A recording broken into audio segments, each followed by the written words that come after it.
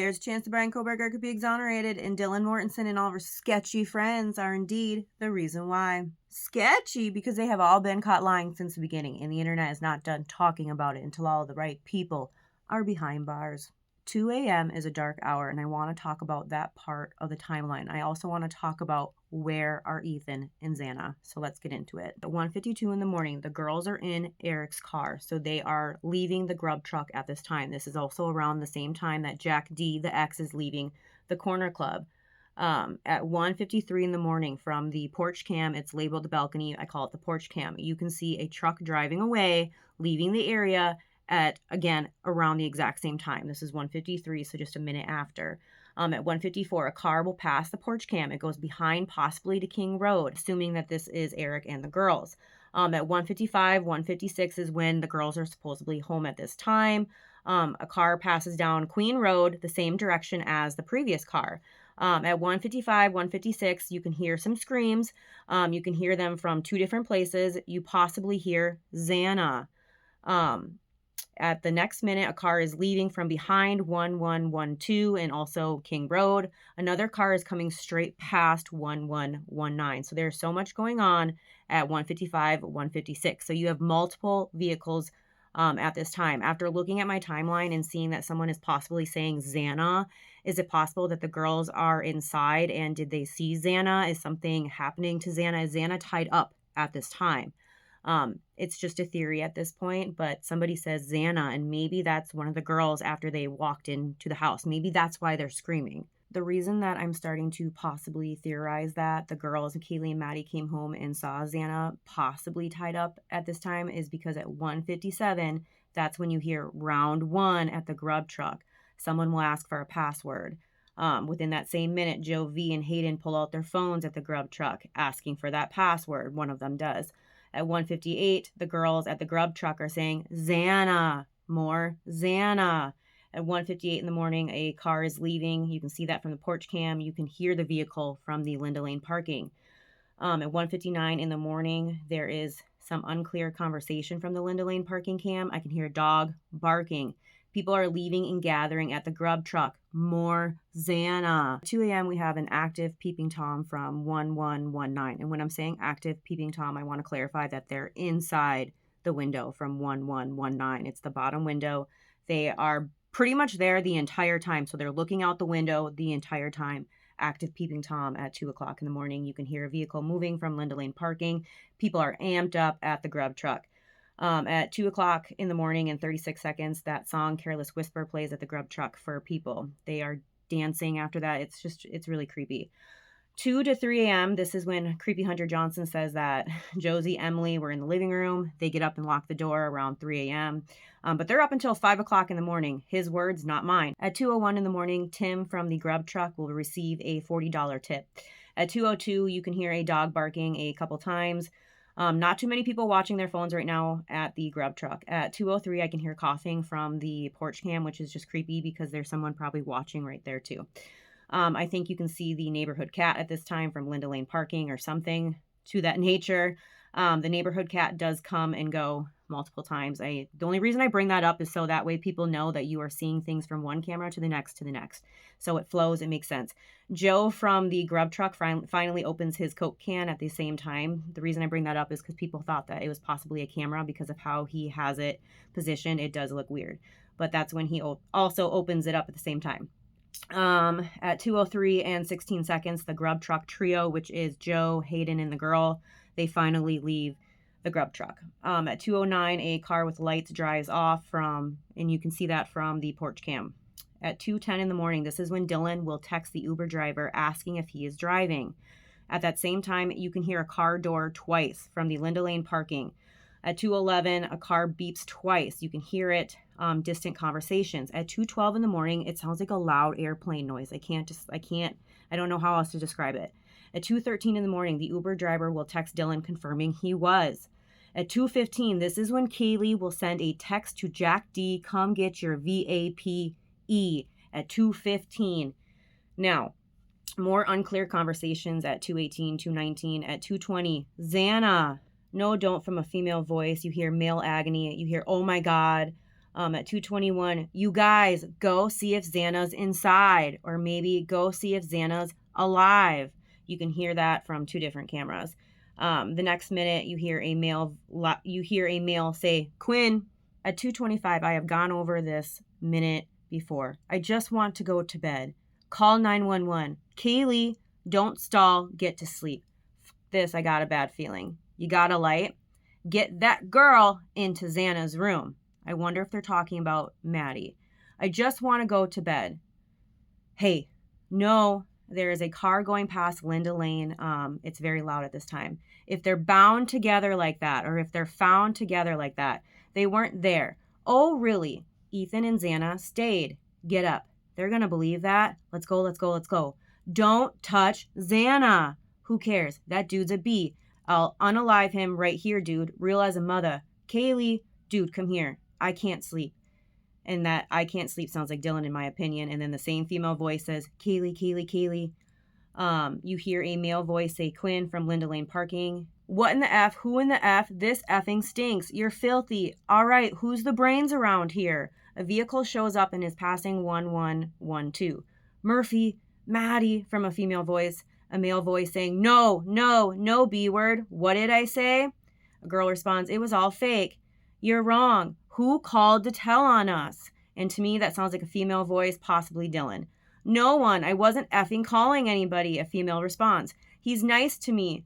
Murphy, just come get the dog so he's safe. Quinn, no, no, please let me go. A car is going past 1112. Do not fuck with me, Kaylee. A 17-minute phone call is made at this time between Kaylee and Jack D. At the same time, I can hear a male taunting a female about her phone during this time, when a court record will prove a 17-minute phone call was made from Kaylee to her ex, Jack D. Sit the F down.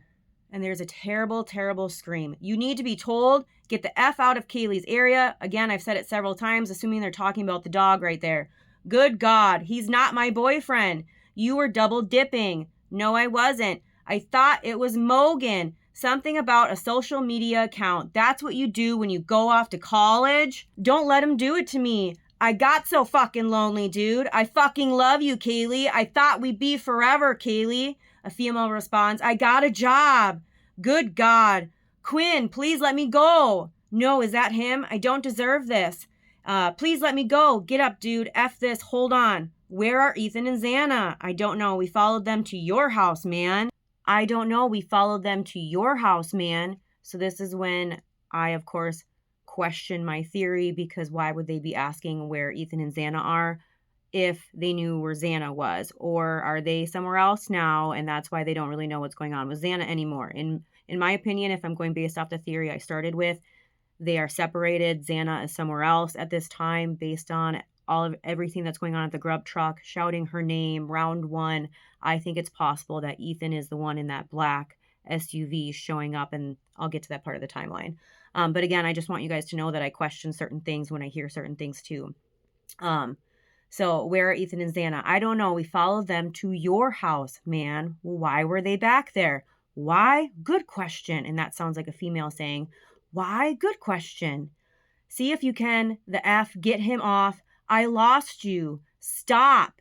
If you don't sit still, don't get stiff.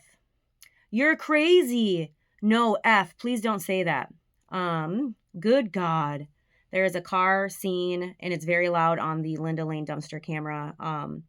At 2:34, a vehicle is seen behind 1119. You can hear possible door and bark noises as well from the Linda Lane parking. I'm just going to go past a few of these things. 2:37, Quinn! What now? What? They're here. So I'm trying to figure out who is they're here. I'm trying to figure out, did Ethan go pick somebody up? He had a lot of you-know-what in his system, so it's possible that he was picking somebody up. Did he pick up Bethany and her boyfriend maybe? Who is in that vehicle? Whoever's in that vehicle plays a big role. Is it both of them? Is it just Ethan? Who is he with? I think that he is with somebody who is keeping track of him. That is just my own opinion. But they're saying somebody's here. They're here. A vehicle from the left of 1119 is leaving. You can see it on the Linda Lane dumpster as well. Say it was an accident. What the? And then a terrible scream, a terrible, no, you weren't that good. It's not always about you. Oh my God, you hear crying. Please. At 2:39, David B. Venmo's Jaden Bennett. Shots, shots, shots, shots times 20. At 2:40, you hear a terrible, terrible scream with terrible pain sounds. You hear Kaylee from a female's voice. You hear choking and gasping for air at this time, which is really creepy because 5 seconds later, you hear somebody say, "It's going to be okay." You hear screams from the Linda Lane parking at the same time. At 2:40, a vehicle is behind 1119. It's moving. At 2:40, this is when Jack D states when the calls started happening, which is not true. At 2:40, the neighborhood cat is also seen on the dumpster cam. At 2:41, you hear a male voice say, "Kicking the door down. No. Hey, hey, get up." And there is a loud thump. At 2:41, a car goes the other way. It's not super loud. At 2:42 in the morning, screams followed by obnoxious party screams inside 1112. It's so loud. You hear Quinn at 2:42. So in the same minute, screams can be heard on all of the cameras. You hear terrible agony followed by cover-up screams. Help me, Xana, help me. At 2:42 in the morning, same time, BK, Brian Koberger's phone pings him near his apartment in Washington. At 2:43, there's more conversations, possible screams. At 2:44 in the morning, this is so important. At 2:44 in the morning, this is when the 17-minute phone call ends between Jack D and Kaylee. A court record will prove that a 17-minute phone call was made at 2:26 in the morning. It lasted 17 minutes to Jack D, and he originally never mentioned that 17-minute phone call, even though he mentions calls that came in afterwards. So he would have had to look at his call log, and he specifically does not mention a 17-minute phone call, and this is when that 17-minute phone call would end around 2:44. Jack D originally stated to police that he left the Corner Club around 1 o'clock in the morning, sleeping by 1:30 in the morning, which was not true. He was still there till almost 2 o'clock in the morning. He has no problem mentioning other phone calls that happened after the 17-minute phone call. At 2:26 in the morning, a court record proves that a 17-minute phone call was made between Kaylee and Jack D. In the audio that I just went over, you hear a phone ringing during the part I believe he is taunting her about the phone. I gave my opinion in my other videos that I think Jack accidentally called himself when he was grabbing her phone from her and taunting her about the phone. Or Kaylee had a chance to make a call before her life was changed forever. But I, in my opinion, think that he accidentally called himself, had no idea that that phone call was made until after. And then that's when he was like, oh, damage control. And then he made other calls from Kaylee and Maddie to his phone to make it look like he was not part of it at all, that they were trying to call him. So that's my own opinion. I'm doing my best to make sense of the timeline that I have in front of me. It's literally right in front of me, everything. And so I'm just trying to make sense of what exactly happened. Where are Ethan and Xana?